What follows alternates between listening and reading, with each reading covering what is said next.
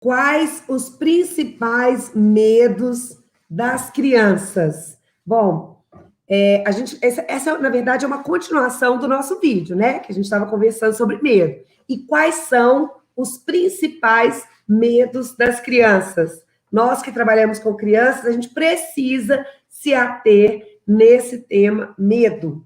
Eu falo para você que é odontopediatra, para você que ama atender crianças, para você que está aí no seu consultório no interior, vivendo aí essa loucura das crianças chegarem com medo, não sabe o que fazer, não tem uma luz no final do túnel, conte comigo, porque eu estou aqui para te ajudar a clarear sobre alguns assuntos que eu tenho certeza que vai fazer diferença no seu caminhar. E como que a gente aprende a melhorar o nosso caminhar? Caminhando, né? A gente vai aprendendo a melhorar tudo que a gente tem nessa questão das nossas dificuldades através da gente aprendendo aquilo que precisa ser aprendido. E eu estou aqui para te ajudar nesse aspecto. Bom, eu fiz um roteiro aqui, estou procurando aqui umas coisas que eu queria falar, lembrei. Então, olha só, o medo, quando ele não é entendido pelo profissional, ele pode atrapalhar grandemente a sua conexão. Qual conexão, Tia Bela?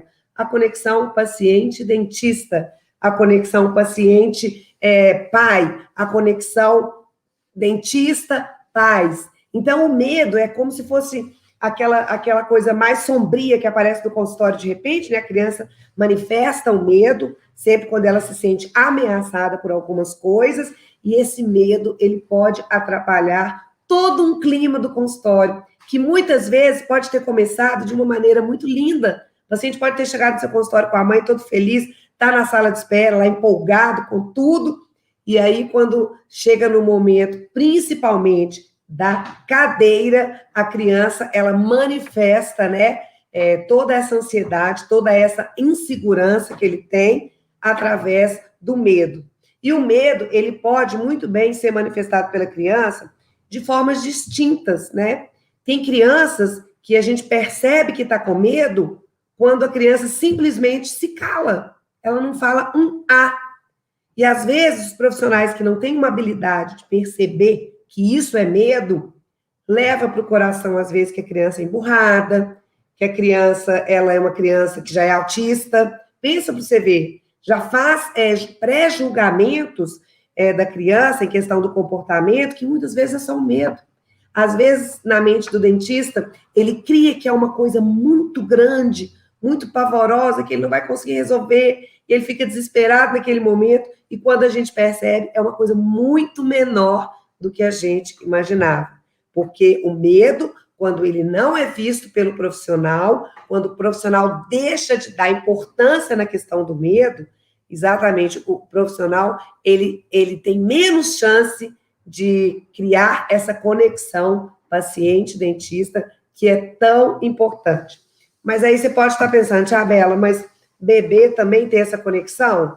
Claro, a gente não atende um objeto, não é uma boneca que está deitada na minha cadeira, não é um boneco, é um Batman que está deitado ali na minha cadeira, não é um objeto que a gente está cuidando, porque eu gosto muito dessa palavra cuidar e não tratar. Então, nós precisamos compreender todos os dias que nós lidamos com seres humanos.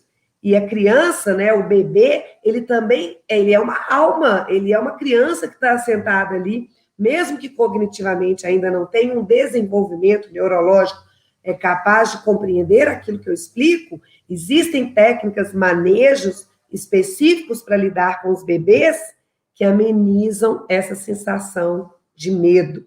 Primeira coisa, se você colocar um bebê de 1 ano, 1 ano e meio, para sentar sozinho na sua cadeira, mesmo que seja num assento odontopediátrico, esses que vendem, sem a presença da mãe por perto, você tira uma capa protetora natural que o bebê exige como segurança para ele se sentir bem no local que ele está. Então, é extremamente importante você compreender isso e propiciar que esse ambiente para o bebê pequenininho ele seja o mais seguro possível, e o mais seguro possível é perto da mãe, ou perto do pai, ou perto de uma pessoa que ele tenha confiança.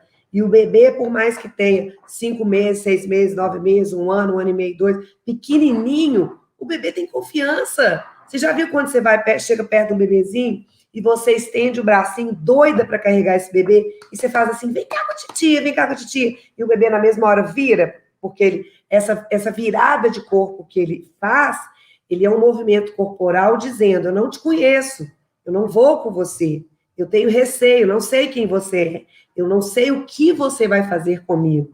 E assim também é no nosso consultório de odontopediatria. Então, o protocolo que eu trabalho, que é o de encantamento Tia Bela, ele não permite que o profissional tenha uma atitude dessa maneira com o bebê. Então, jamais um profissional que trabalha comigo ou que atende pelo protocolo encantamento Tia Bela vai propiciar uma situação onde eu estou aumentando o risco de não haver conquista, de não haver a criação dessa conexão, desse canal de confiança. Não importa se é bebezinho, se é criança de 3 anos, 4, 7, 8, 9, 10, 11, 12 anos. Essa conexão, ela tem que ser feita para que você possa realmente conseguir desenvolver e fazer os procedimentos que você tem que fazer nessa criança.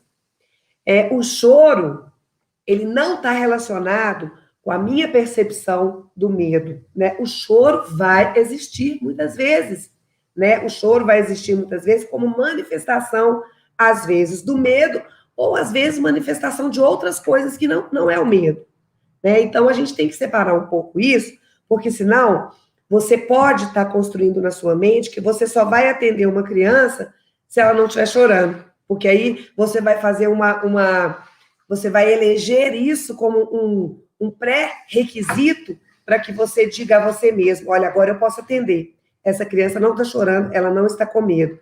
Ou o contrário, eu não vou atender enquanto esse bebê não parar de chorar. Aí pode acontecer que você vai ficar muitas horas ali na cadeira e não vai conseguir atender o bebê, porque o bebê não vai parar de chorar. Porque é a manifestação que ele tem para muitas reações. Ou seja, o medo, ou mesmo que não seja o medo.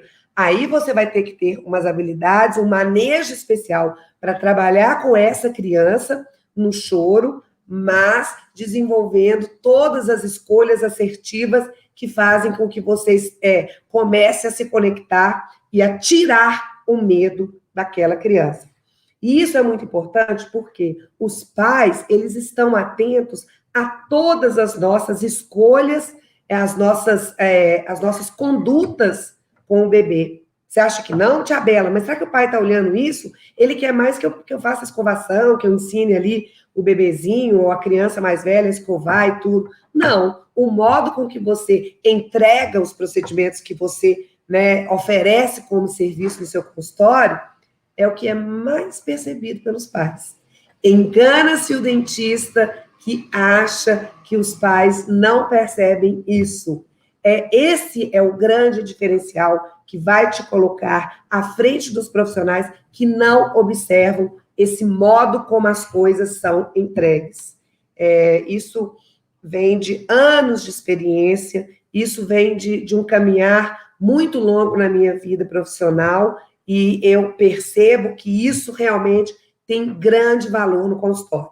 Bom, então, e tem muitos odontopediatras que agem assim, né, que nem se importam com o medo da criança, e vão fazendo o que tem que fazer de qualquer jeito, de maneira solta, sem protocolos assertivos, por isso que não obtém resultados, como se diz, não tem uma programação de aumentar, de escalonar o seu resultado monetário, porque nós trabalhamos para ter um resultado monetário. A gente trabalha com amor, com dedicação e tudo, mas a gente precisa do resultado monetário. Ninguém está aí na vida profissional se dedicando, fazendo as coisas para não ganhar o que tem que ganhar no final do mês. Todo mundo trabalha para isso, nós temos boletos para pagar. Então, a minha proposta é te ajudar a encurtar o caminho, fazendo com que você observe os pontos nos quais você pode estar agindo, e agindo achando que está acertando, muitas vezes, né?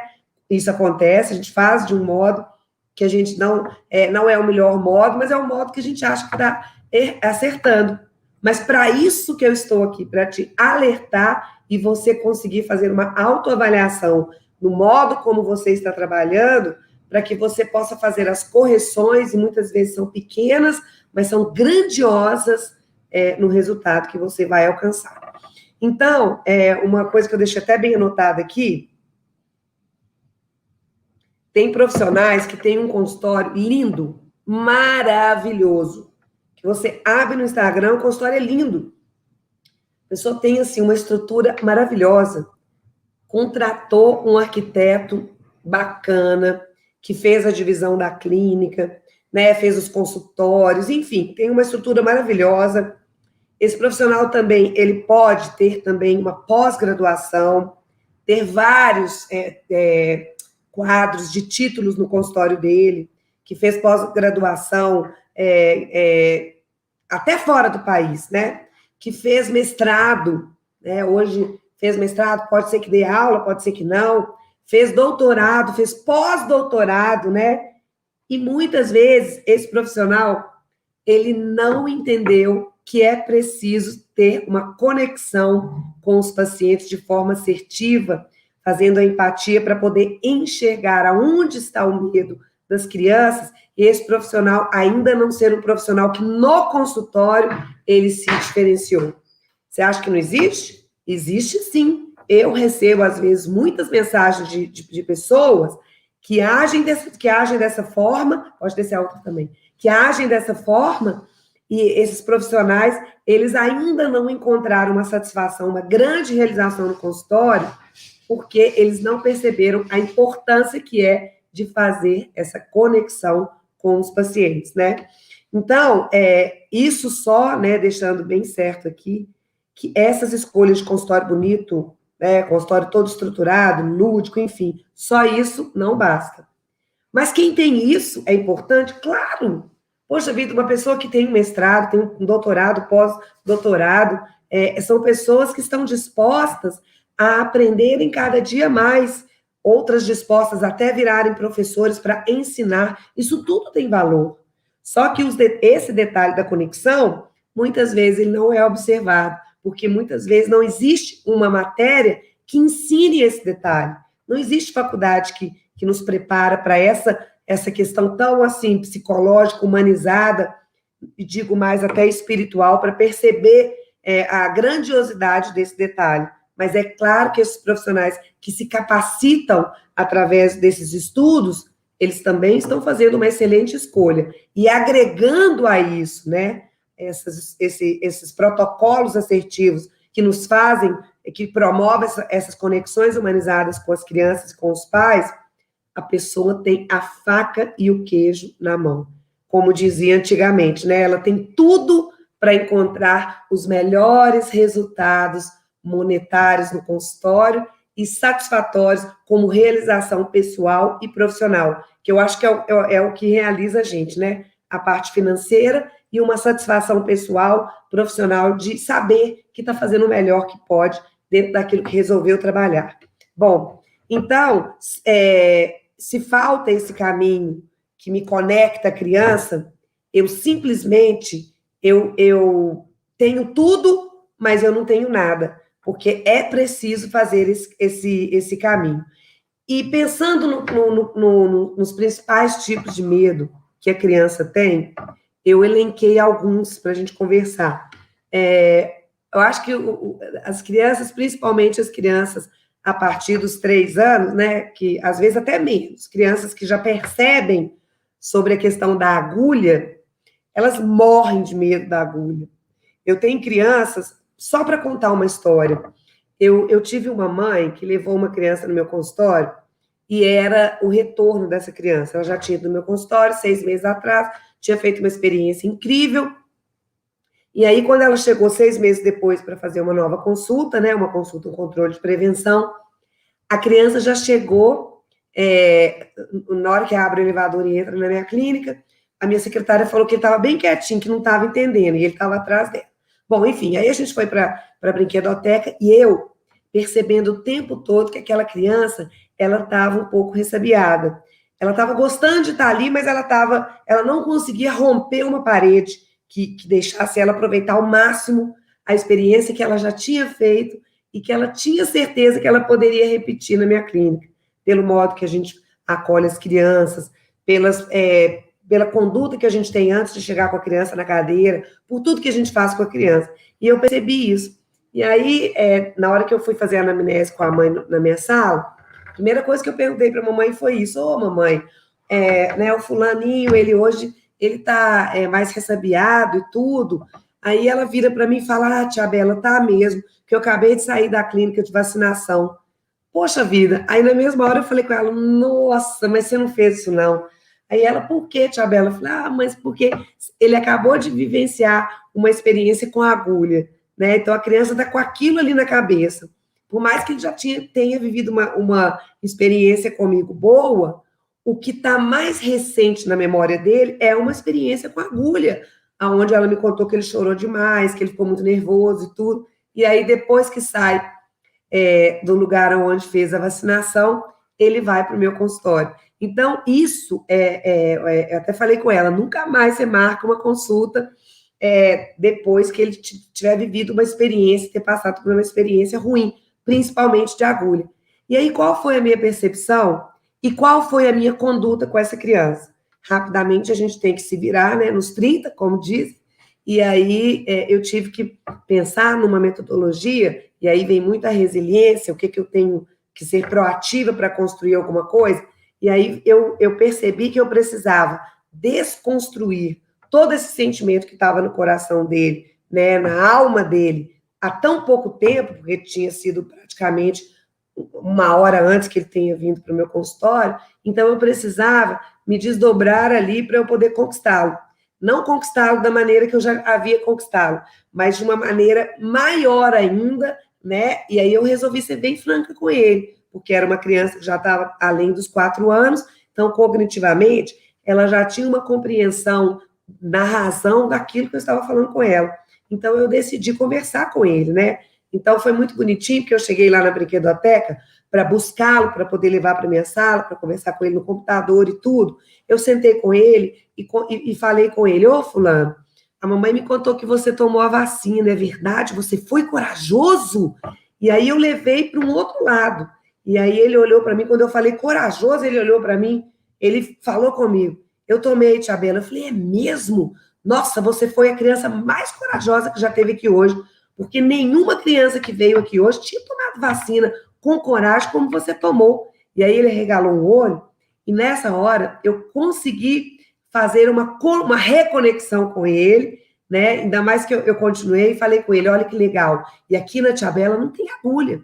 Então, hoje você já foi corajoso, já foi no lugar que você tomou a vacina com agulha, e agora você está na Tia Bela. Olha que delícia, e aqui não tem agulha, só tem escovinha, a gente vai brincar, a gente vai cuidar do seu dentinho. E aí eu fui reconstruindo com ele tudo que ele já tinha vivido comigo há 6 meses atrás, e sempre pontuando com ele que aqui não haveria agulha, porque o procedimento que eu iria fazer nele era só de prevenção. Era uma criança que não tinha tido nenhuma lesão de cárie, e mesmo se tivesse tido alguma lesão, hoje a gente trabalha com as técnicas de ART, né, que rarissimamente a gente utiliza anestesia. Eu tenho, né, a graça de trabalhar no meu consultório com anestesia sem agulha, então, assim, eu pude, de uma maneira muito segura, reconstruir um caminho de confiança com ele, dando uma segurança para ele que naquele dia não haveria nenhuma situação de agulha. Então, assim, a agulha, ela é realmente um fator que as crianças têm muito medo dos consultórios. Só para a gente lembrar uma coisa. Já viu aqueles pais que falam assim: meu filho, você não mexe ali, não faz isso, senão eu vou te levar no dentista para te dar uma agulhada. Então, tem alguns pais que utilizam ainda essas maneiras arcaicas de pedir, de exigir uma compreensão das crianças ou uma obediência das crianças num determinado momento, usando como punição o dentista, usando como punição a agulha. Por isso, muitas vezes, as crianças, elas condicionam ir ao consultório do dentista como uma possibilidade de levar uma agulhada. Então, às vezes, né, já aconteceu comigo também, às vezes no consultório, a mãe, ela acaba soltando, né, uma bomba dessas com a criança. Fica quieto, senão a tia Bela vai te dar uma agulhada. Ou então, vira e fala assim, fica quieto, senão ela vai arrancar seu dente. Então, são maneiras, assim, que, nossa, cortam o meu coração, que na mesma hora, né, se precisar de eu tirar a luva, tirar meu face shield, tirar tudo, e falar, mamãe, vamos conversar aqui, ó, não tem nada disso, explica para ele que isso é só uma brincadeira, porque, às vezes, uma coisa boba que a mãe fala, a criança, ela tem confiança na mãe que está ali comigo. Então, se a mãe fala uma coisa dessa, só fica quieto que a tia Bela vai arrancar seu dente, ou a tia Bela vai te dar uma agulhada, a criança muitas vezes pode acreditar nisso, né? Então, a agulha, ela é um fator que realmente traz muita insegurança para a criança. E nós precisamos estar atentos a isso. No meu consultório, eu tenho um porta-retrato muito legal que fica na recepção, que pede aos pais, de uma forma muito educada, que eles não falem coisas desagradáveis que podem deixar a criança insegura, tais como falar até a palavra medo, né? Não precisa ter medo, ou então ela vai te dar uma agulhada, eu tenho essas coisas lá. E muitas vezes os pais leem ou não leem, né, na recepção, mas é importante também, quando a gente conversa com os pais na anamnese, a gente pontuar essas coisas, que não pode falar essas coisas com a criança na hora da consulta. E muitas vezes a gente fala, mas a mãe deixa escapulir. Eu brinco porque eu falo que a gente já avisou, ou que tem o porta-retrato, e lá no porta-retrato está escrito assim, ó, papai e mamãe, não usem palavras tais, tais e tais, porque isso pode desconstruir uma situação de confiança criada pelo odontopediatra. Mas se você usar, saiba que será cobrado uma taxa, uma multa de R$ 500 por sílaba. E os pais riem, né, desse bilhetinho. Eu, às vezes, falo na minha consulta, ó, você leu lá fora o porta-retrato, mamãe, que não pode falar isso, senão vai pagar R$ 500 por sílaba. Aí os pais, nossa, tia Bela, tá doida, é muito caro e tudo. Então, é uma metáfora, né, que eu uso, mas para mostrar o peso que tem, né, uma mãe falar uma coisa dessa com a criança na hora do atendimento. Então, o medo da agulha, ele é um medo que realmente ele está presente no consultório e que você tenha essas possibilidades, né, hoje em dia, de se atualizar e trabalhar pela RT, que é a metodologia mais recente, com comprovação científica, e que faz com que a gente utilize cada dia menos anestesia no consultório. E quando você precisar, você buscar saber sobre anestesia sem agulha, que quando bem utilizada, quando bem condicionada a criança a receber esse procedimento sem agulha, ela é fantástica. Eu amo anestesia sem agulha. Meu esposo também utiliza na parte de adulto. Bom, outro medo que eu coloquei aqui é o medo de assentar na cadeira. Tem criança que não assenta na cadeira, e na hora que você deu tudo certo, você recebeu a criança, fez tudo que você tinha que ter feito com a criança, na anamnese com os pais, na hora de levar essa criança para a cadeira, ela não quer ir para a cadeira, e aí ela foge. Ela foge, ou ela sai e vai para a sala de espera, ou ela agacha e fica num canto, ou ela esconde debaixo da mesa, já viveu isso? Isso acontece muitas vezes. Eu tenho um caso, que é a Maria, minha paciente, é uma gracinha, hoje ela já está grande, e aí ela ia no consultório desde pequenininha, e desde pequenininha ela amava tudo que eu fazia com ela, né, com 1 ano e pouquinho, mas na hora de sentar na cadeira ela chorava, desde pequenininha. E a Maria, todas as vezes que ela estava marcada para chegar no consultório, ela foi crescendo. Ela chegava às vezes tão linda, toda vestida de princesa, ia com fantasia e tudo, mas ela tinha o medo da cadeira. Então, assim, a maior novela que era na hora da consulta dela era a gente conseguir colocar a Maria na cadeira, porque ela tinha muito medo de sentar na cadeira. Depois ela até deixava, mas o negócio era essa passagem dela de fora da cadeira para sentar na cadeira. E eu tinha uma percepção disso muito respeitosa. Então, eu já sabia que isso ia acontecer, então eu sempre contava historinha para ela e tudo, antes dela sentar na cadeira, e falava com ela, Maria, vamos sentar na cadeira? Ela falava, aí ela já encolhia, tinha todas essas reações que eu estou contando. E aí eu falava com ela, Maria, olha as historinhas dos dentinhos que eu vou te contar hoje, muito legal. Tirava aquela sequência da cárie, as bactérias que eu tenho lá no consultório, e aí ela falava, mas conta aqui. Eu falei, não, eu vou contar, mas você vai assentar ali. E aí ela ficava empolgada e ela sempre assentava. Então, hoje, Maria já está com 7 anos. Hoje eu não tenho mais esse problema com ela. Mas foi um medo que eu percebi né, e que eu nunca desrespeitei, de, por exemplo, exigir que os pais, ela já com 5 anos, né, grandinha, obrigassem ela, puxando ela pelo braço para ela se assentar ali de uma forma obrigada, porque com 5 anos a criança entende tudo. Então, eu precisava criar uma conexão de confiança, eu e ela. Então, eu conseguia fazer a atração dela para a cadeira, sempre utilizando manejos, técnicas que fizessem com que ela acreditasse que não ia acontecer nada demais ali. Então, eu sempre me lembro desse caso da Maria, que o único problema dela era a hora que ela iria se sentar na cadeira. Outro receio que a criança tem muito é a questão da manipulação da boquinha. Já viu quando a mãe fala que não consegue escovar o dentinho do bebê, mesmo o bebezinho já com 2 anos e meio, maiorzinho, que na hora que vai encostar a mão para escovar o dentinho, a criança chora, vira o rosto e roda, vira, né? Porque eu falo que o bebê parece uma minhoquinha, porque eles têm uma flexibilidade muito grande, uma agilidade muito grande e uma força muito grande. E muitas vezes a mãe sozinha não consegue higienizar o bebê. Ela precisa do auxílio de mais uma pessoa. Então, essas crianças, às vezes, elas têm um receio da manipulação na hora que você vai encostar a mão. Por quê? Uma higienização bem feita é aquela onde os pais conseguem escovar e levantar o lábio da criança para fazer a higienização, afastar a bochecha, puxar a bochecha para cá, para lá. Eu ensino tudo isso na hora da consulta. E os pais já falam, Tia Bela, quando eu vou segurar o lábio, a minha bebezinha faz assim, ó, e ela não deixa eu manipular. Esse é um receio muito grande que as crianças têm na consulta. Mas a gente não pode deixar de fazer, senão a gente não vai higienizar. Então, a gente tem que buscar alguma coisa que possa fazer com que essa criança ela se distraia nesse momento e a gente consiga fazer com que ela acostume com essa manipulação. E o que faz as crianças acostumar com essa manipulação, os bebês, é a repetição, que eu falo muito com os pais. É a rotina de se fazer 2 a 3 vezes ao dia, que vai mostrando para a criança que aquilo não dói. E assim também era o consultório. Mas o que vai propiciar, por exemplo, uma criança dessa ter uma maior aceitação no consultório de você, como odontopediatra, manipular essa criança, é a rotina diária em casa.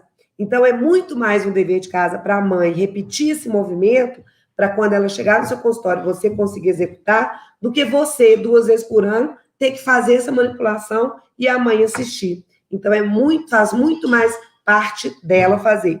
É claro que a gente aqui abre um parênteses para as crianças autistas, que têm uma dificuldade na questão sensorial da manipulação da boca. As crianças, e isso também se deve aos diversos espectros autistas, né? Porque tem algumas crianças que têm menos, outras mais, mas elas desenvolvem também essa questão sensorial de não gostar que a gente pegue na boquinha delas. Então, a gente também precisa de criar essa rotina em casa para que os pais possam conseguir higienizar. E muitas vezes precisa segurar a criança vai chorar, precisa ter, às vezes, mais de uma pessoa. Eu falo que, às vezes, 4 mãos, 6 mãos. Então, essa questão da boquinha é uma coisa que as crianças não gostam muito no consultório. E a outra coisa que eu coloquei aqui, ó, um dos medos também, é o medo do dentista, né? O medo do profissional, que pode ser tanto do sexo masculino quanto do sexo feminino. A criança tem medo, né? Principalmente na primeira consulta, a criança nunca me viu. Ela tem medo, poxa, eu vou no dentista, nunca vivi essa situação. E aí, eu ainda abro um parênteses também, que muitas crianças que têm medo do dentista, elas nem viveram ainda a oportunidade, não tiveram a oportunidade de ir ao dentista, mas já tem medo do dentista. E aí a gente tem que pensar, mas de onde vem esse medo? De onde está surgindo esse medo? Muitas vezes esse medo, ele vem de falas entre os pais em casa, na hora do almoço, que já um fala com o outro, nossa, hoje eu tenho dentista, detesto dentista, morro de medo. E a gente, muitas vezes, a gente passa a descuidar do que a gente fala em casa, e as crianças, elas estão constantemente atentas a tudo que a gente está falando. Então, essa criança, muitas vezes, ela não verbaliza o que ela sentiu com a fala dos pais. ela ouve a mãe comentar com o pai que vai no dentista e que a mãe morre de medo do dentista e que está achando um saco ir no dentista, muito ruim.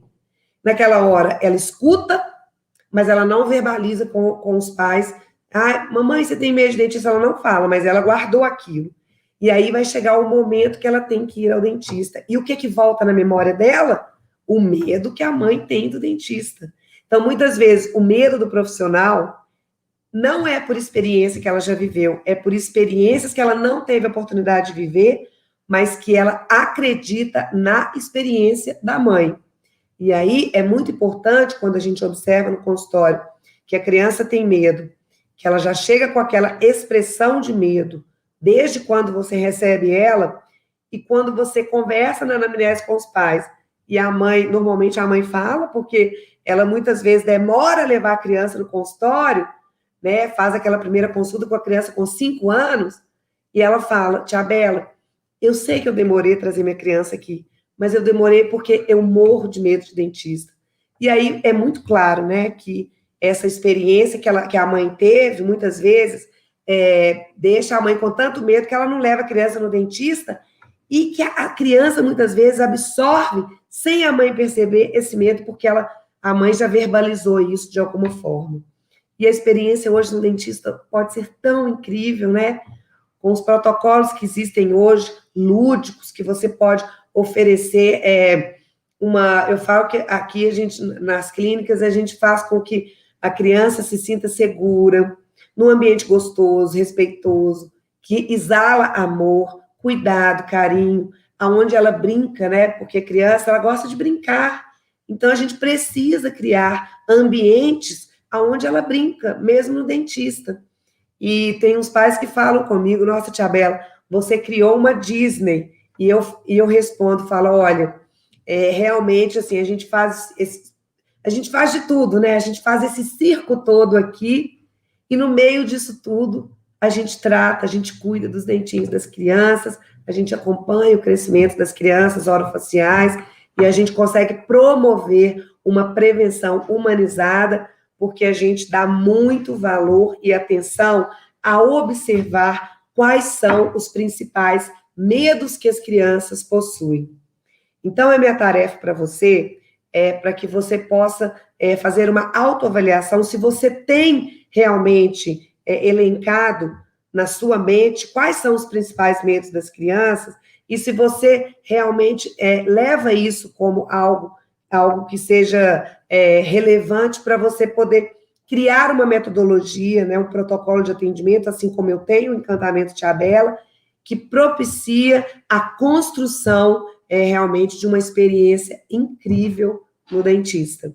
Eu sou Tia Bela, toda terça e quinta, eu tenho vídeo novo no meu canal, eu quero muito te ajudar, né, a construir uma carreira sólida com pacientes particulares, nada de convênios mais, mas que você seja uma profissional que consiga oferecer o seu melhor, né, através de uma metodologia eficiente e eficaz, para que você possa ser reconhecida como alguém que faz, que pratica uma odontopediatria, mas como missão, e não só como uma obrigação de ter, né, um valor monetário no final do mês, que é importante, mas que, unida a uma missão, realmente nos traz a melhor realização que a gente pode ter na vida. Um grande beijo e até o próximo vídeo.